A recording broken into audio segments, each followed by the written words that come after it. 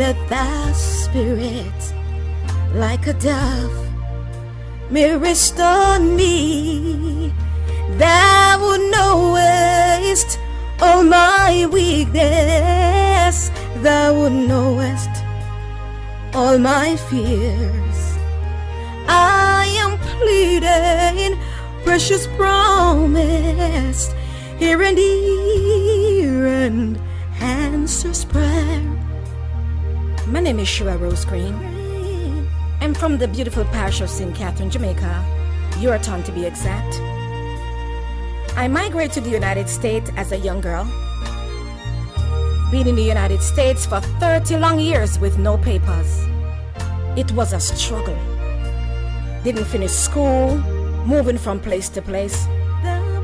But I managed to keep my head above waters. I got saved at the tender age of 10. When I was 22, I met and fell in love with a man who I thought would have loved me and cared for me, but instead he abused me in the most dramatic way. He used my status to manipulate me. I was so afraid. I became pregnant and the abuse got worse. He would spit on me, box me, smack me around. When I was 3 months pregnant, he punched me in the side of my stomach. I see stars. Painful. I sometimes had to agree to disagree just to calm him down. I would sometimes take the blame for peace. He was very jealous. He tells me what to wear, even isolate me from friends and family. Again, I was scared, so I stayed. It was my first relationship. I wanted it to work so bad. I tried everything, but nothing was good enough. When I was almost ready to give birth in my 3rd trimester, he came to my house and I wasn't home. In his shallow mind, he thought I was with another man. When I got home, I saw him standing at the front door of my house. The look on his face, I knew I was in deep trouble. I walked up close to him to tell him where I was. And before I could get the words out, he grabbed me by one of my arms and body slammed me in a brick wall. The back of my head starts to bleed. I passed out on the floor, covered in a pool of blood. Blood all over the place. I said to him, please, I'm begging you, call 911. The pain was so excruciating. But instead he walked away and he left me on the floor. I called to the next door neighbor and asked him to call 911. He said, what happened? I said, I fell. Of course I lied. He called 911 and the ambulance came and took me to Broward General Hospital. When the doctor checked, the look on his face, I knew it was something bad. He informed me that my placenta is badly torn. It is ripped, and that there was nothing that he can do to repair it. He says, what happened? Again, I lied. I said I fell. The doctor says the placenta is very thick, and it had to be a very bad fall for your placenta to rip the way it did. He says, the only thing I could do for you is to order you bed rest. How could I? I had to work to pay bills. I remember I was at work. I was working with an elderly gentleman, and I felt something came out of me. I immediately called 911, and they rushed me to Parkway Regional Hospital, where the doctor checked, and he said it was a piece of my placenta came out. He took the heartbeat of my son, and it was beating so hard, you know. The doctor said, you're gonna need blood transfusion. I was very pale from all the blood lost. My mother refused. She got down on her knees and instead she prayed and she fasted. Thank God for a praying mother. was released from the hospital, I called my baby father and I begged and I pleaded for him to come and get me from the hospital. He finally came.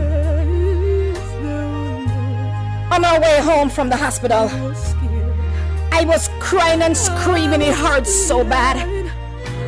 The pain was so excruciating.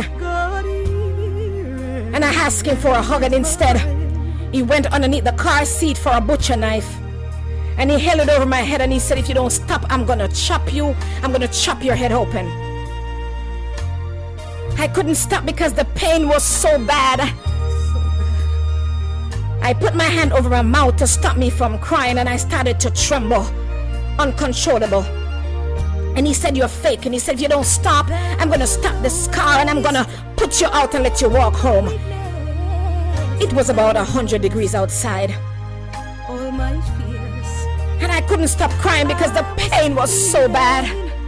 I was begging. And he drove around a dead hand and he stopped the car and he pushed me out and drove off. And I had to walk home in the sun. And I walked through a shortcut with me. I was bleeding.